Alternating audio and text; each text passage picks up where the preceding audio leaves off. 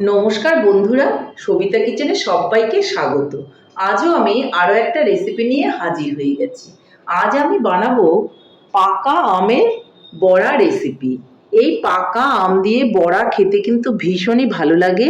আপনারা তালের বড়া খেয়েছেন, কলার বড়া খেয়েছেন, পাকা আমের বড়া যদি কখনো না খেয়ে থাকেন তাহলে আমার রেসিপিটা ফলো করে পাকা আমের বড়া বানান আর সবাই মিলে খান। এখন বাজারে প্রচুর পরিমাণে পাকা আম পাওয়া যাচ্ছে। এই সময়ে মিস করবেন না, পাকা আম বাড়িতে এনে সবাই আমার রেসিপিটা ফলো করে বাড়িতে বানান আর সবাইকে নিয়ে খান, দেখবেন আপনাদের খুবই ভালো লাগবে। তাহলে আর বেশি দেরি না করে ঝটপট দেখে ফেলুন এই পাকা আমের বড়াগুলো আমি কি করে বানালাম। পাকা আমের বড়া বানানোর জন্য আমি পাকা আম নিয়ে নিয়েছি।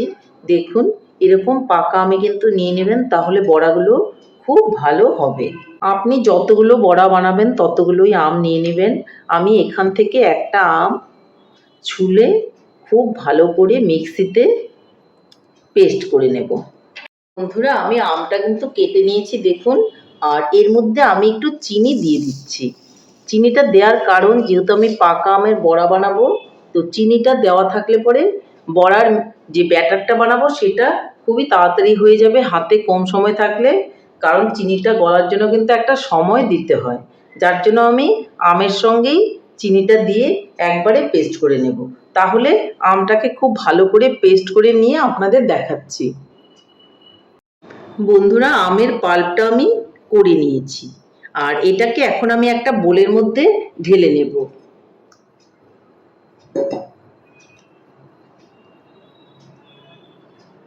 বোলের মধ্যে এটাকে ঢেলে নিলাম। এখন এই মিশ্রণটার মধ্যে কিছু জিনিস আমি দিয়ে দিচ্ছি। সেটা হচ্ছে, প্রথমেই দিয়ে দিচ্ছি একটু ময়দা, তারপর দিয়ে দিচ্ছি আমি সুজি, আর তারপর আমি দিয়ে দিচ্ছি চালের গুঁড়ো। সব কিছু কিন্তু আমি সমান পরিমাণে দিয়ে দিয়েছি। আর এর মধ্যে দিয়ে দেব একটু লবণ, আর দিয়ে দেব একটু মৌরি। মৌরিটা একটু হাতে ক্র্যাশ করে নেব, এইভাবে মানে ডলে নেব, আর তারপর দিয়ে দেব। এখন আমি সব কিছুকে খুব ভালো করে মেখে নেব। আমি হাত দিয়েই কিন্তু মেখে নিচ্ছি। আপনারা ইচ্ছে করলে চামচ দিয়ে মেখে নিতে পারেন, তাতে কোনো রকম অসুবিধে হবে না। দেখুন, ব্যাটারটা কিন্তু আমার রেডি হয়ে গেছে। এটা দিয়ে কিন্তু আমি বড়াটা বানাবো। এর মধ্যে আমি আরও অল্প করে একটুখানি ময়দা, সুজি আর চালের গুঁড়ো দিয়ে দিচ্ছি। একটু লুজ লুজ মনে হচ্ছে। চালের গুঁড়োটাও একটু দিয়ে দিচ্ছি। এই দেখুন, এখন আমি কিছুটা সুজি দিয়ে দিচ্ছি। তাহলে সব কিছুই কিন্তু আবার একটু একটু করে দিয়ে দিলাম। এখন কিন্তু মাখাটা একদম ঠিকঠাক হলো। দেখুন, এইভাবে মেখে আমি 10 মিনিটের জন্য রেখে দেব। তাহলে ব্যাটারটাকে আমি 10 মিনিটের জন্য রেখে দিচ্ছি, আর তারপর আমি দেখাচ্ছি। আর এখন আমি দেখে নিচ্ছি। দেখুন, খুব সুন্দর অ্যাডজাস্ট হয়ে আছে, এরকমই আমার প্রয়োজন। এখন আমি বড়াগুলোকে আস্তে আস্তে করে নেব। তাহলে চলে যাব এখন উনানের দিকে। এদিকে আমি উনান জ্বালিয়ে কড়াইয়ের মধ্যে দিয়ে দিয়েছি তেল। তেলটা একটু বেশি করেই দিতে হবে, তা না হলে কিন্তু বড়াগুলো ভালো হবে না। একটু ছাকা তেলে ভাজলেই কিন্তু বড়াগুলো খুব সুন্দর হবে। তেলটা কিন্তু গরম হয়ে গেছে। এখন আমি আস্তে আস্তে বড়াগুলোকে ভেজে নেব। একটু একটু করে ব্যাটার তাহলে দিয়ে দিচ্ছি।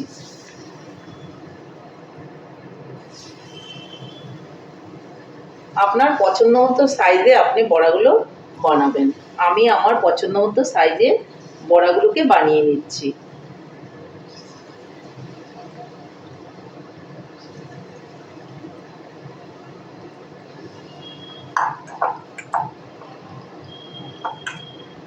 আঁচটাকে একটু কমিয়ে রেখে বড়াগুলো ভাজতে হবে, তা না হলে কিন্তু বড়াগুলো পুড়ে যাবে, সেই দিকে খেয়াল রাখতে হবে।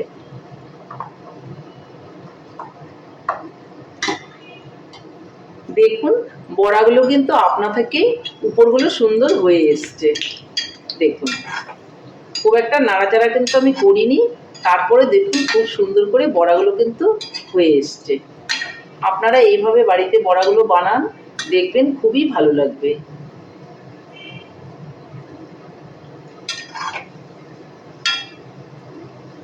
উল্টে পাল্টে লাল লাল করে বড়াগুলোকে আপনারা ভেজে নেবেন।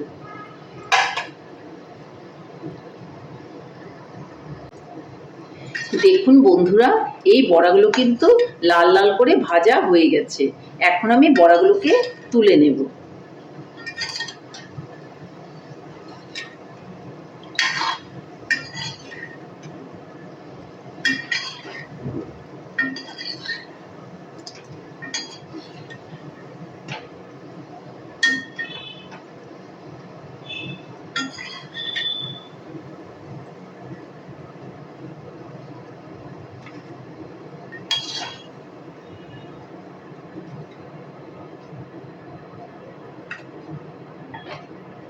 তাহলে বন্ধুরা, এই বড়াগুলো আমি তুলে নিলাম, আরো বড়া আমি দিয়ে দেব।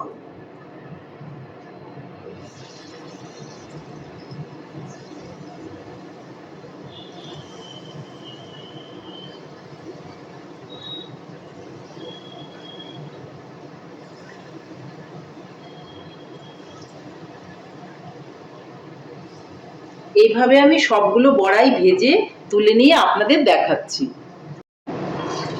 বন্ধুরা, সবগুলো আমের বড়াই কিন্তু আমার ভাজা হয়ে গেছে, আমি আপনাদেরকে দেখাচ্ছি।